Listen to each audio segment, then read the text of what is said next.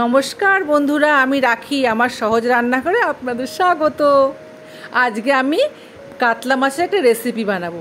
আমি মাছে হলুদ লবণ মাখিয়ে নিয়েছি আর কড়াই বসিয়ে দিয়েছি। আমার তেল গরম হয়ে গেছে। এখন আমি মাছগুলি একে একে তেলে দিয়ে দিব।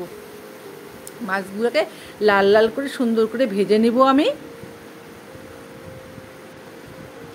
আমার মাছ ভাজা হয়ে গেছে। মাছগুলোকে নামিয়ে নিব।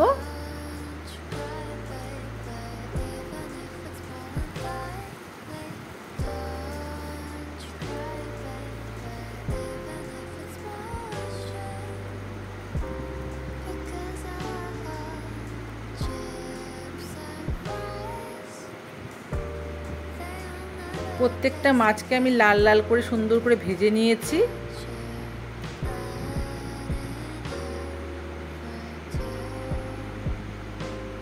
এখন আমি তেলে দিয়ে দেবো তেজপাতা, সোমবারে, আর দিব সাদা জিরে। গোটা সাদা জিরে আমি দিয়ে দিচ্ছি তেলে।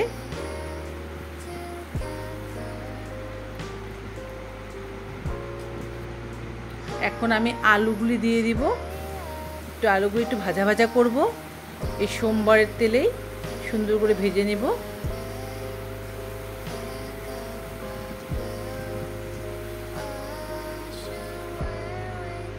আমার আলু ভাজা হয়ে গেছে। আমি এখন দিয়ে দিব মশলায় আমি দিব লঙ্কা বাটা, জিরে বাটা, হলুদ, লবণ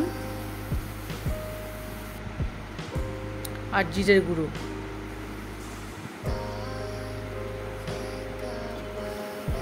এখন সুন্দর করে মশলাটাকে আমি কষাবো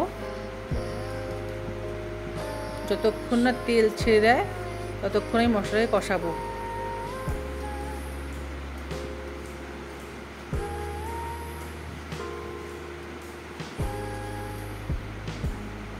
মশলা আমার সুন্দরভাবে কষে গেছে।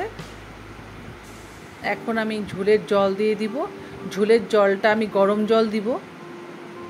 গরম জল করে আমি ঝোলের জল দিয়ে দিয়েছি আমার পরিমাণ মতো, কতটুকু আমার ঝোল লাগবে। এখন আমি মাছ দিয়ে দিব।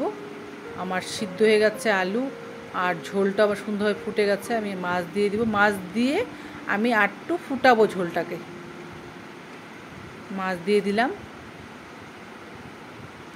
আমার কাতলা মাছের recipe done. Thank you for watching.